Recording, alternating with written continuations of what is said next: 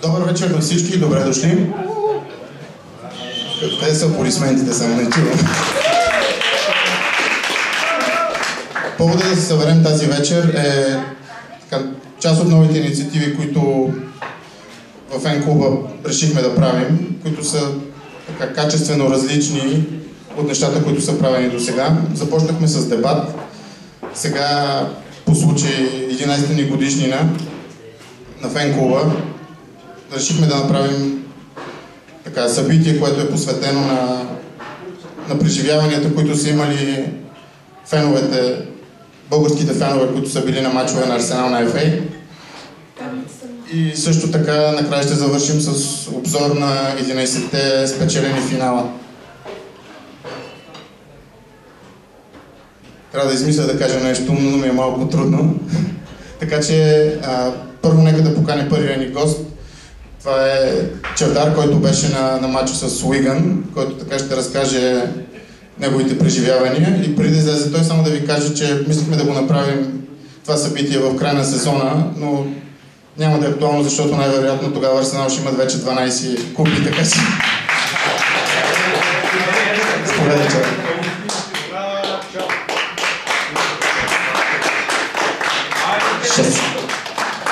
Остава банда. Малко се притеснявам. Сигурно личи. Знаех, когато Стани ме покани преди около 2 седмици.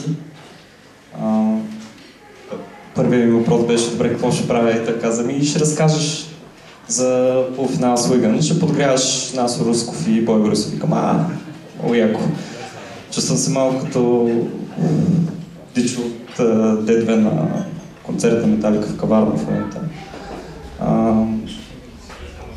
Насо Русков,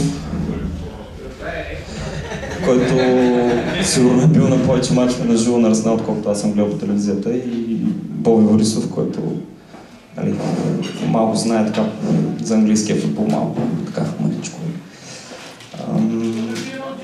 Така че ще се постарая да не ви оттекча, напротив, подгрея публиката за историите, които те ще ни разказват по-нататък. Трябва да се извадя тук едни пищоли, които са само за всеки случай, ако си глътна езика. Така. Познати лица, тези, които не ме познават, казвам се Чавдар Абаров. От Стара Загора съм. Живея от 4 години в София. Роден съм на 12 април 1986 година. Тая дата за първи път човечеството изпраща човек в космоса, Юрий Гагарин. На тази дата и същата година Берой става за първи единствен път шампион на България. И на тази дата, 12 април, 27 години по-късно, Арсенал се класира за 18 път на финал за FA Cup. Това беше едно щастливо съвпадение за мен да мога да присъствам точно на рождения си ден на този матч. Как точно се стигна до това? Ще разкажа малко по-натам. Ще кажа само 2 думи за моята история с фен-клуба. С фен-клуба съм от самото му създаване през 2004 година. И се радвам, че 11 години по-късно сме тук заедно, старите муцуни, нови муцуни, да си говорим, да си споделяме хубавите моменти. Гледали сме много мачове заедно, сме живяли много хубави моменти заедно. Надявам се за напред да е така. Сега ще ви разкажа как точно се озовах аз на този полуфинал, защото това беше едно доста щастливо стечение на обстоятелствата по моя полза. Всичко започна през септември месец 2013 година, когато съвсем спонтанно реших да подаря на брат ми, който също е фен на Арсенал, една незабравима емоция, а именно посещаване на мач на Арсенал. Защото той никога не е ходил на матч, но също както и аз се вълнува на всеки мач на Арсенал, но той просто никога не е бил на стадион. Неговият рожден ден беше април месец и той тогава правеше 30 години. реших, че за един юбилей това е, може би, една добра идея. Още септември месец купих самолетните билети, хотели и така нататък. И започна голямото чакане. Фактически да можем да кандидатстваме вече за билети. Защото от септември за април, както знаете, няма как да стане. Датата беше, естествено, 12 април. Тогава беше насрочен матч с Уест Хем домакинство. Реших, че това е още по-добра комбинация на подарък за рождения ден да е матч на моя рожден ден, април месец, домакинство. Това, което обаче не влезна в сметките, беше това, че този матч би могъл да бъде отложен при евентуално класиране на Арсенал на полуфинал. Това не беше обявено като информация в септември месец, нямаш как да го предвидя. Настъпи момента, в който вече можеше да се кандидатства за билети, но вече на уебсайта на Арсенал стоеше информация, че този матч може да бъде пренасрочен, ако Арсенал се класира за полуфинал. Така или иначе поехме риска, кандидатствахме и получихме 2 билета за матча с Уест Хем. Четвъртфинал с Евертън беше най-странният матч, който съм гледал някога. Хем исках отбора ми да победи и да се класираме по финал, хем някак си знаех, че ако това се случи, няма да гледаме матч на живо с брат ми. Победихме с лекота 3-0, 4-0 на един, да, ако ми избега спомен. Победихме и колкото бях щастлив, толкова и бях разочарован, защото дългото плануване в крайна сметка се оказа неефективно, защото това означаваше, че матчът, на който щяхме да ходим, ще бъде пренасрочен. За мое щастие обаче, те го преместих само с 3 дни, на 15 април, което съвпадаше с датата на връщане на полета. Решихме, че няма да е голям проблем да преместим с няколко дни датата на връщане. Оставаше въпрос какво правим с съботния ден, 12 април, когато е полуфинал. Естествено, в момента, в който се обявиха, че ще има, нали, че полуфинала е на 12 април, Дидо от форума категорично отряза всички за билети и каза: забравете, никакъв шанс. И с тази мисъл си живяхме до април месец чак. Една седмица преди да заминем, ми се обажда Дидо, който всички познаваме, и казва: влизай да кандидатстваш за билети, защото току-що отпуснаха 4 билета. Сърцето ми подскочи до небесата.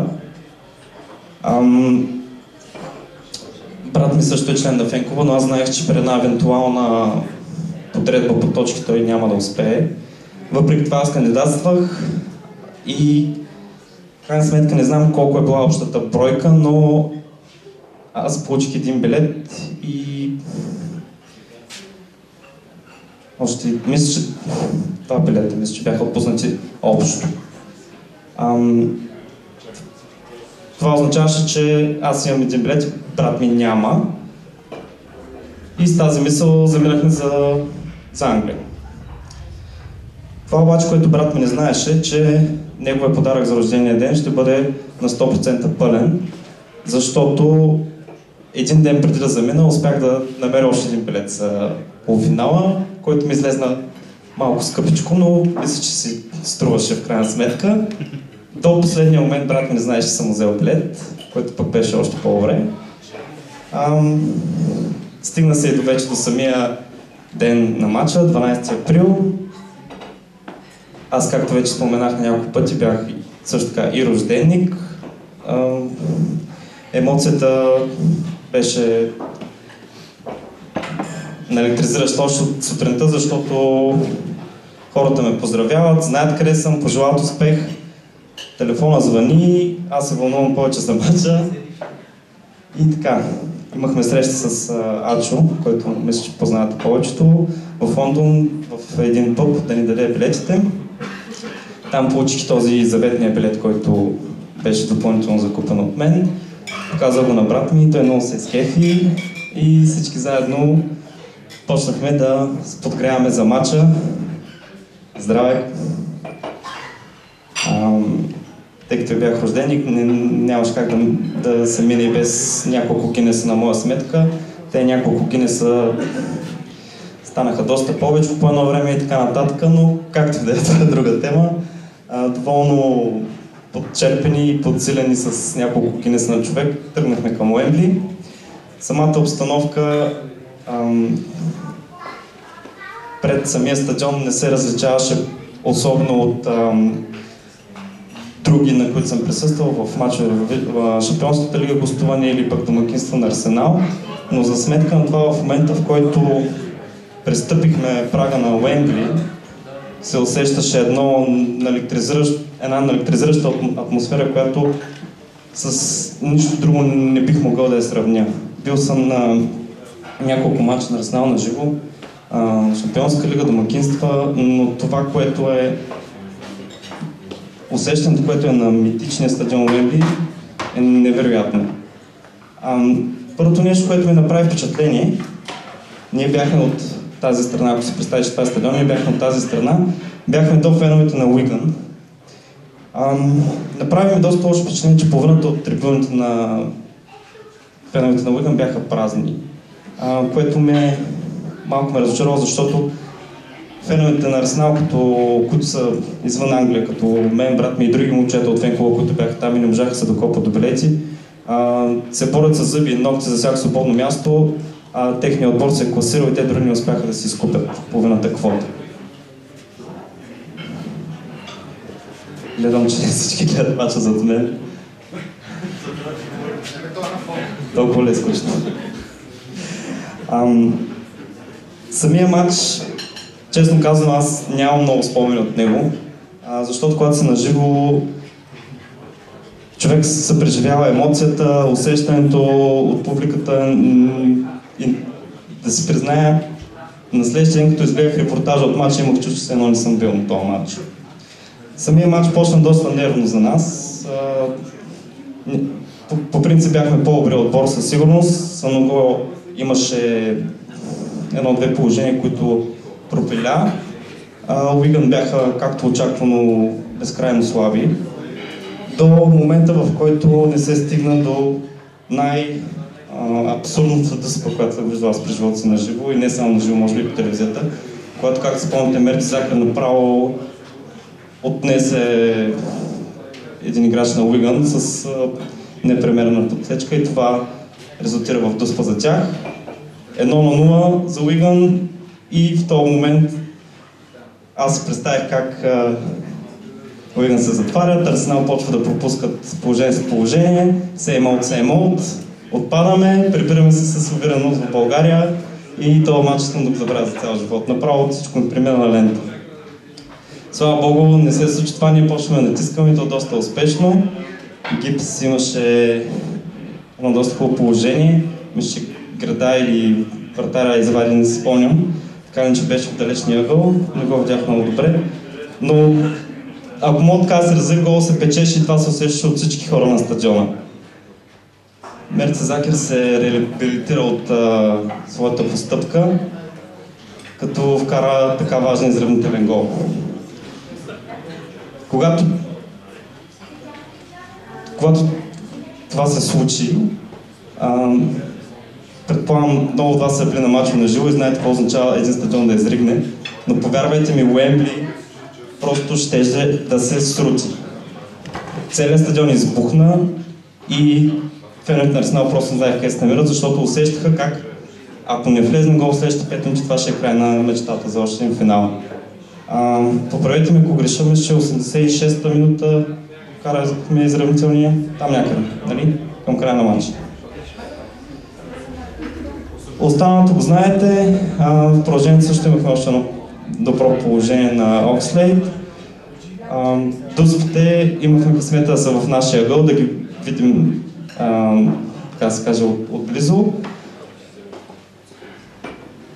Те пропуснаха първото положение, първата дуспа, Артета вкара за нас, след това Фагански вкара и втората. В този момент всички усетихме какво ще се случи. Всички очаквахме с нетърпение победната дуспа. Тя беше дело на Казорова. След гола на Казорова отново целият стадион избухна.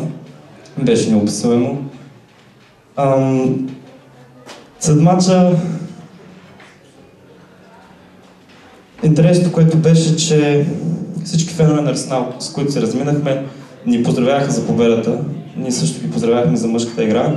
Нещо, което не мисля, че примерно в България би могло да се случи. Все пак, в крайна сметка, Арсенал Уиган са кръвни врагове и не мисля, че има проблем в това нещо, двата отбора да се поздравят и ни други за представянето. Направим впечатление също така, че феновете на Уиган бяха недоволни от факта, че техните съмишленици не са изкупили всички места, които са били отпуснати. Това беше много интересно като коментар, защото е било също така и неочаквано. Те са им отпуснали някаква бройка, които те просто са закупили, въпреки че имат нужната чистота. И така, този матч беше един страхотен подарък за рождения ден. След него просто се прибрахме в хотела и просто заспахме, защото бяхме толкова изморени емоционално, че човек обикновено няма време и сили за повече. И няколко дена по-късно посетихме и домакинството на Уест Хем, което направо бледнееше като емоция на фона на полуфинал на Уембли. Това е моята история свързана с Арсенал и с FA Cup. Какво се случи на финала, всички знаем. Аз гледах отвън. След 2-0, в 11-та минута ме изгониха и си догледах финала отвън. Обърнахме 3-2, влезнах да си допия. Благодаря ви.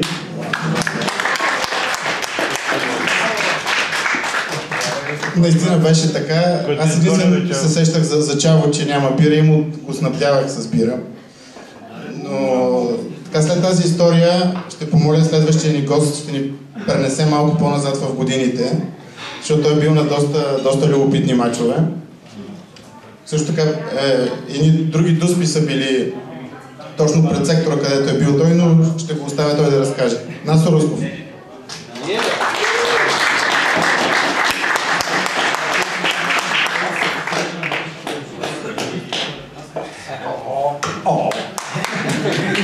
Здрасти.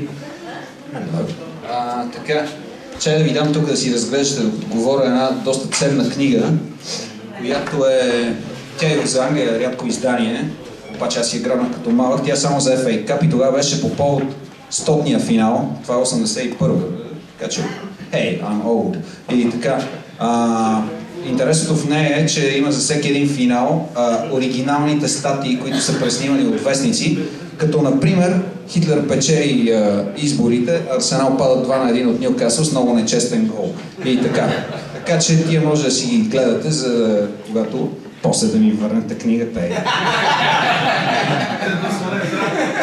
Да, има за всеки един финал. От най-първия, който са го спечели несъществуващите вече Wanderers и всякакви такива отбори, де всички са с много дълги мустаци и раирани чорапи, които вече не съществуват. И така, той Боби ще ви разкаже подробно, предполагам, за всеки един финал. Има някои много героични такива, два от тях са срещу Нюкасъл. И така с много несправедливо сме загубили.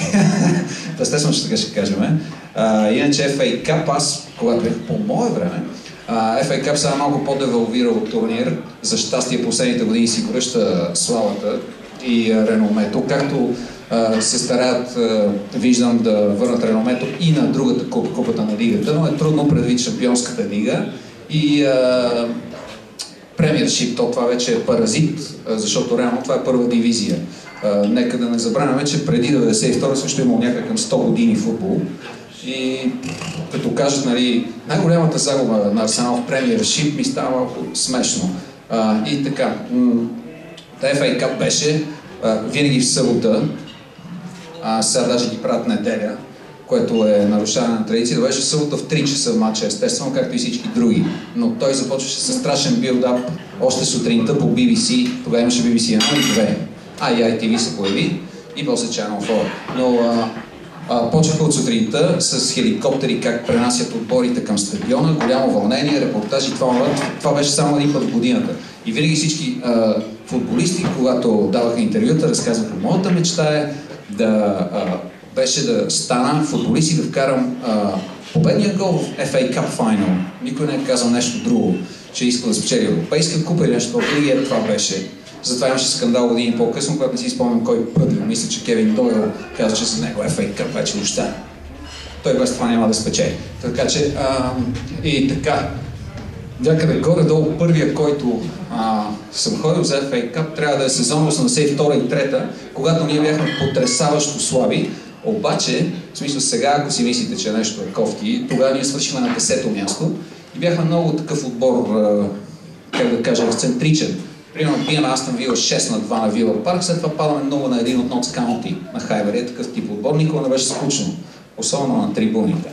И имахме тогава един маратон с Лийдс Юнайтед, който беше 3 мача. Ние с тях имаме после и 90-те години пак 4 или колко не си спомням, но тогава беше времето на многото преигравания, както много хора вероятно знаят. Преди финал с Уест Хем, за да се класираме, сме имали 4 мача с Ливърпул за полуфинал, което вече просто английска работа, играй до смърт. С Лийдс този матч беше, си спомням, че изнудих баща ми, предишната вечер се разревах много потно, като мръсно малко лайненце. Казах: нямам нов екип, в училище всички имат нов екип. И той на другата сутрин ме заведе и ми купи нов екип. И така. След което матча започна, естествено пред стадиона имаше някакво сбиване, вътре в стадиона също, в тия години това беше абсолютно нормално.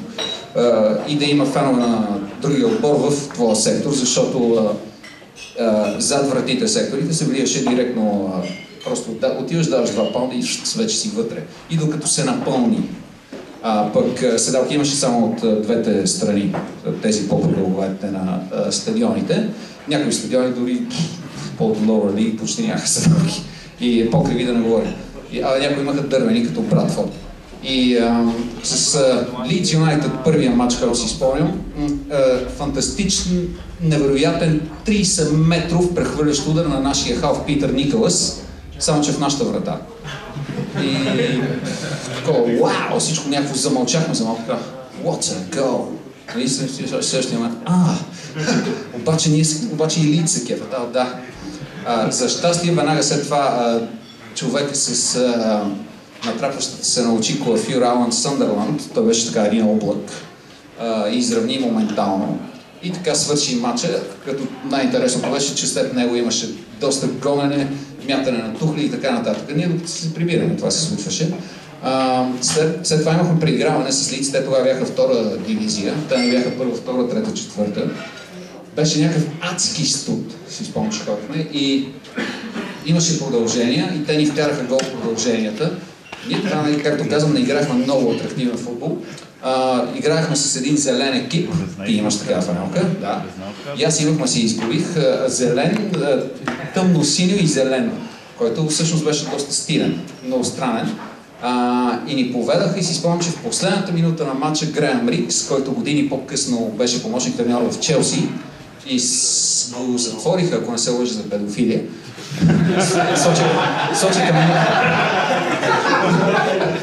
Сочи към Нойс, защото това е на Челси. Ама Греъм Рикс всъщност примерно бяха 13 годишен Джери Луис положение. Затова имаше някакви песни понякога на мачовете, че Еди Фоси, on the door, Graham Rix girl is only four, she's only four и така нататък. Както де. Греъм Рикс тогава, много добро крило наше, би фал в 120-та минута, когато вече всички бяха отписали. И топката, това класически unlucky goal, топката се удари в градата, в гърба на Джон Лукич, който тогава пазеше за Лийдс, преди да дойде при нас, и влезе, и пак един на един, и трето преиграване, при което отстранихме вече Лийдс 300 зора там, 2-1. Yes! След това не си спомням, имаше един паметен матч, който беше последния на един много талантлив сръбски футболист, който беше рядко зад желязната завеса да играе футболист от Източна Европа. Имаше един Айван Голак. Него си го спомням, защото го имах на тези лепенките, де си попълваше албумчетата. Той играше в Саутхемптън. И другия беше Владимир Петрович, който беше от Цървена звезда, адски талантлив футболист, който обаче се говори, че Дон Хал, когато вече след като изгонихме Тери Нил, стана треньор, но не се е кефал много на такива техничари. Тогава в Англия си обичаха рогачи. Но въпреки, че отбора на Ливърпул беше пълен с технични футболисти, които бяха най-силният тим тогава. Както и да е. И 2-0 беше матч, който Владимир Петрович, малък, крехък, симпатичен, адски талантлив и много техничен, просто взе матча и си спомням как се опитваха огромни върлини защитници на Вила, така както в тия властелия на пръстите, някакви около него, обаче той така минаваш през тях и не можаха да го докопат, да ги побърка и 2-0. И стигнахме до полуфинал, само че тази година, ето откъде идва моята лека, как да кажа, не чак толкова благосклонно отношение към Манчестър Юнайтед, двата полуфинала бяха срещу тях. И за купата на лигата, които бяха 2 мача, и този за FA Cup. Те и трите мача ни биха. Доста гадно от тяхна страна. Да, и съответно, аз лично оттам имам, така не са ми много симпатични, като ни надиграха всичките пъти, освен на този за FA Cup полуфинал, той беше на Вила Парк. Там мисля, че колко полуфинал? 2 или 3 имаме срещу тях, сме ги загубили всичките. Тогава поведахме 1-0 с адски смотан гол на Тони Вудкок, такъв, в който се разблъскаха 5 човека и то така тук. Обаче влезеше голяма радост и второто те ни обърнаха естествено. Както се казва, беше някакво неизбежно. Така приключи тогава нашия славен рейд. Първенството, нали, бяхме на 10-то място, но 2 полуфинала, в които загубихме от един и същия отбор, но пък замислете се как се чувствали Шефилд Уенсдей през 93-та, когато ги бихме и на 2-та финала. Всъщност аз знам, защото срещах един техен фан години по-късно. Той каза, fucking high Arsenal. После играхме с Мидълсбро следващия сезон. Те също бяха по-долна дивизия, още на стадиона Ейърсън Парк. И си спомням много странни, озлобени хора, такива, които не бях виждали, защото това е извън Лондон. Както знаем, те всички мразят Лондон, особено там на север, Мидълсбро е много на север. И бяха всичките по фанелки, а то беше примерно -2, но те за да покажат, че са мъжкари. И тогава мисля, че нашия отбор беше пълен с много добре платени футболисти, като Пол Маринер, Тони Вудкок, Чарли Николас, който вкара прическата футболяк официално на мода, той го направи и всички почнаха да я копират. Той фактически беше един от първите футболисти, които започнаха да се появяват и по модни списания и така нататък. Доста тая модата Бекъм, която той е един от прото хората, които направиха това нещо. Мидълсбро ни отстраниха 3-2, доста голяма мизерия. Но следващата година, когато се паднахме с Йорк Сити, които бяха в 4-та дивизия, на последно място, аз си казах, тук няма как да не. Даже се чухме да ходим, али не, обаче отидохме. И доста такъв стадион Саборетина, каквито всъщност все още, предполагам, че съм немалка част от стадионите в А-група, но както и да е. Този стадион беше пълен, единият сектор с наши хора, другото беше Йорк, иначе Йорк е много такъв красив град, катедрали, това онова. Той е туристически град. И така, Йорк, които са на 90-то място и 92-то, в смисъл, че бяха 92 клуба, също на Арсенал, ние тогава бяхме по-нагоре. Да, 84-та и 5-та, да. Бяхме с жълтия екип, вече капитан беше Стив Уилямс, отново Чарли Николас, всичките казари играха. Имаше адски сняг преди мача и си спомням, че слизахме и ние и фанове на Йорк да го чистиме, защото просто да помагаме. Нямаше тогава толкова страхотни модерни снегорини. И феновете на двата отбора дружески изчистиха терена, за да може да се случи това, което се случи после, за нещастие. Терена, като казвам изчистен, стана отснежен в някакво кал. Така, като в тези филмите за Първата световна война между окопите, което горе-долу нещо е такова. В това се игра матча, което определено не се хареса на готините газари от Арсенал, докато на отбора от 4-та дивизия това си им беше нормално нещо. И целият матч мина в някакво блъскане, ръгане, лакти, крясъци, топка, която засяда в кълта. Не беше много готино за гледане, общо взето искам да кажа. И в 90-та минута, както всички викат, ара, тия селяци да ги водим на хайвери и да ги размажем. И в същия момент дуспа за тях. И то си имаше на всичко. Тогава не си спомням какво направи, мисля, че Стив Уилямс. И един Кит Халчер, капитана им, той беше играл в по-известни отбори, това беше единственото име, което бяхме чували. Ама ние такива, това не е възможно сега, защото макар че имаше много от нас, които бяха гледали 2 години или година по-рано, провалвани срещу Уолсол за купата на лигата, който доведе до уволняването от тогавашния треньор Тери Нил, защото беше голям срам. Беше на хайвери, те ни биха 2 на 1, те също бяха 3-та или 4-та дивизия. Не само ни биха, а ни побъркаха, можеха да ни бият 10 на 1. И след този мач вече им дойде малко много на фановете. И те на времето или не ходеха на мачове, не както сега, вече всички са наркотизирани като роботи, каквото и да прави отбора, те си ходят и няма как да притеснат собствениците. Тогава имаше публика от 13-14 хиляди на хайвери, което стадион тогава с капацитет 60 хиляди, заради това, че зад вратите нямаше седалки.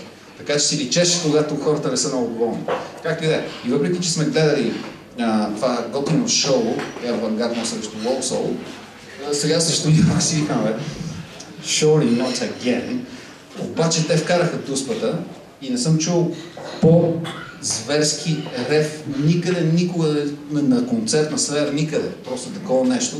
Когато същия рев, който те като вкараха гола, ще един малък стадион, обаче се чу просто.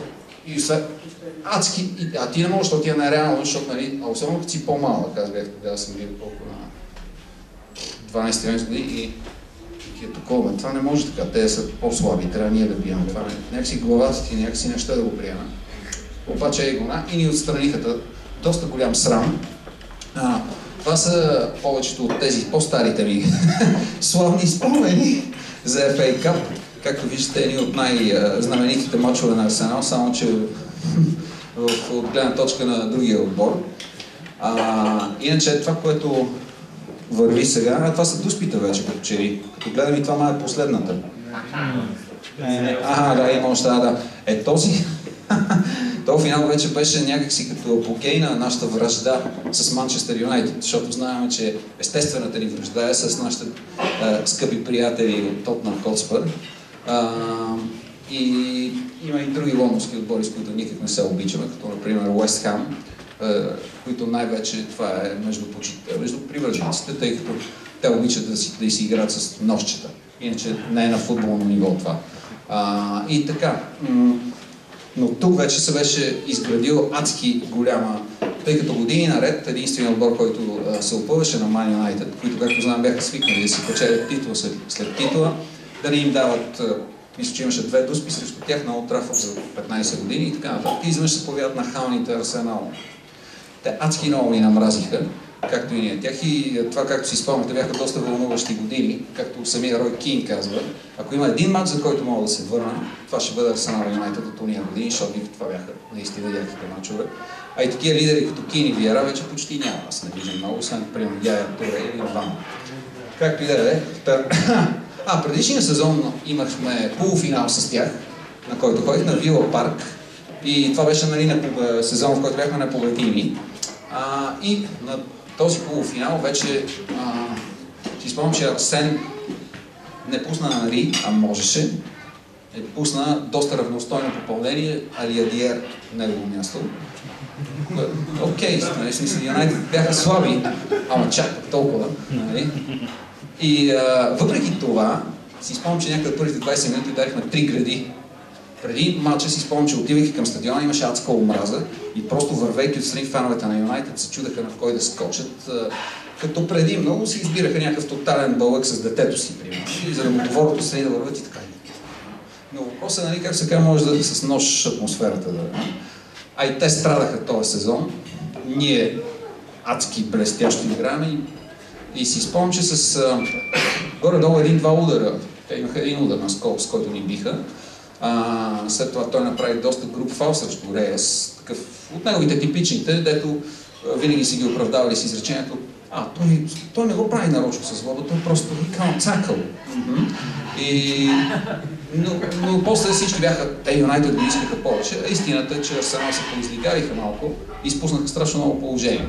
Но както и да е, който е вкарал и ни отстраниха тогава. Даже бях, благодарение на моят приятел Гари, фен на Милоу, бях на финала с Милоу Юнайтед. Беше много забавно, защото Милоу целият матч бяха. Юнайтед, по принцип на тия матчове, знаете, някои от вас са били, по-големите отбори с по-малките, феновете на по-големите отбори мълчат като пукали обикновено, включително и нашите. Ние се дигаме за дербите с Тотнъм и такива, и когато гостуваме. Но на такива матчове винаги по-малкият тим създава атмосферата на финала, защото за тях това е истинското събитие. Пък за другия отбор, Юнайтед взеха купата, но си личеше, че както ние предишния сезон, когато изпуснахме титлата, взехме купата срещу Саутхемптън и се радвахме, ама не беше кой знае какво. А сега какво не бихме дали, както и да е. Милоу, си спомням, да, имаха един корнер, при който кофяха много. Това беше техния актив. Но пък си го спечелиха и имаше Лоял, Милоу, Супер Милоу, from the den, непрекъснато. И следващия финал стигаме до тоя, като по пътя за него, мисля, че да, играхме с Столк, ама те не бяха този Столк сегашния. Сесовски отряд по 3 метра всичките, дето ни чупат главите. Те си бяха просто Столк и бихме 2 на 1 на Хайбери. Имаше след това Шефилд Юнайтед, които ни направиха равен и даже ни изравниха накрая пак на Хайбери. Беше адска радост, те полудяха, целият клокенд беше техен, защото както знаем на мачове за FA Cup се дава по-голяма бройка билети на гостуващия отбор, отколкото на мач за първенството. И имаше към, вместо да им дадат 2000, имаше към 5-6 хиляди. Целият клокенд беше техен. Те създадаха атмосферата тогава с Шефилд Юнайтед. Нашите си бяха Хайбер и Лайбър тогава, определено. И аз. Ми да, защото като почнеш да ако няма такава атмосфера и ти като извикаш сам и се чувстваш такъв, като бълък малко и млъкваш, ако не те подкрепят. Както е. Но това доведе до преиграване на стадиона на Шефилд Юнайтед, Бромъл Лейн, и там вече отидахме гостуващата гидка на Арсенал и определено, както се казва, ги надпяхме, което те после отричаха, но аз съм бил на матча и съм го видял. Те пък мълчаха тогава. Интересно е, че започнаха с... като излизаха отборите, пуснаха на Judas Priest парчето United. Това е United, United, United, we stand. И много от хората от мен въобще не го знаеха. Това пък какво е? Това е Judas Priest, това английска група. Да, те слушаха, примерно, Coldplay. И въобще не знаеха. Този матч беше доста вълнуващ, с блестящо представяне на, сигурно го помните, Куинси, Owuzu, Абей, не мога да произнеса правилно. Куинси! Динамичният Куинси, да, който беше едно динамо. Винаги тичаше много, малко като Бронхорст, малко като пиля без глава, ама пък като успее да нацели траекторията заедно с топката, всичко беше наред. И тогава направи много силен матч и ги побъркахме, обаче ги побъркахме с 0-0. В смисъл не мога да вкараме. И стана едно пак дуспи. Но успяхме и си мисля, че Ашли Кол вкара дуспата победната тогава. След което отидахме на полуфинал. Това са тия тикетите, които са от Millennium Stadium, който вече го няма. Те са малко по-големи. Полуфиналите също си играха там. В Кардиф е много готино. Аз даже съжалявам, че вече финалите са на Уембли и че тези от вас, които ходят сега от време на време и сега доста кинти, за да отидат, не могат да изживеят Кардиф, защото Кардиф беше ясно, Уембли е класика, особено стария. Аз на новия не съм ходил. Но Кардиф, самият град е адски красив, има един голям замък, има няколко огромни панорамни улици, има страшно много пълове и атмосферата преди финала е адски яка. Те го организират много добре и го разпределят. Просто участъци от града са за едните фенове, други за другите и много трудно могат да станат някакви селени. Макар че стават, ама трудна работа. И изобщо стадиона беше готин, а и ние май почти винаги биехме там. Май само един път Челси ни биха за Charity Shield и така. 2-1, точно така. И ни пееха Where's Vieira Gone, когато той си беше тръгнал. Нещо такова. Сещам се, но пък си спомням, тогава бихме на загубените ши от Man United 3-1. Фабрегас беше на 17. И тогава тръгна песента Fabregas, he's only 17, he's better than Roy Keane. Защото в този матч той наистина го повърка. Както и да е. Полуфинал беше с Blackburn и беше същата история, каквато симпатичният ни приятел преди мен разказа. Техният сектор далеч не беше пълен, но това е поради факта, че Blackburn е едно доста малко градче. И аз даже първия път, като ходих там, си ги представих, че всичките по такива бутуши с каскети край фермерски огради. В смисъл нищо обидно, но така просто изгледаше адски малко. И бях потресен толкова. И всъщност те имаха към 15 016 на стадиона, а локацията да има било 26 или не знам си колко. Уигън пък няма какво да се очудва, но те са ръгби град. Тяхната сила е ръгби отбора. Така че е абсолютно нормално. И това още по-добре за нас, повече билети биеха за Арсенал. Макар че така или иначе за такива мачове и за финали, тъпото е, че голяма част от билетите отиват за корпоративни клиенти. Тоест фирмите ги раздават когато правят сделки и казват, а между другото, за да те спечелят, имаме билети за финал, искаш ли? И така отиват в много тулупи, които само стоят, ядат скаритки и нищо. Те нито се интересуват, те си говорят през това време. И така, обаче после казват, че са били на матч, нали? Това е важното. Бяхме на финала. Колко свърши? Бяхме на финала. Колко свърши? Много готово беше. И така.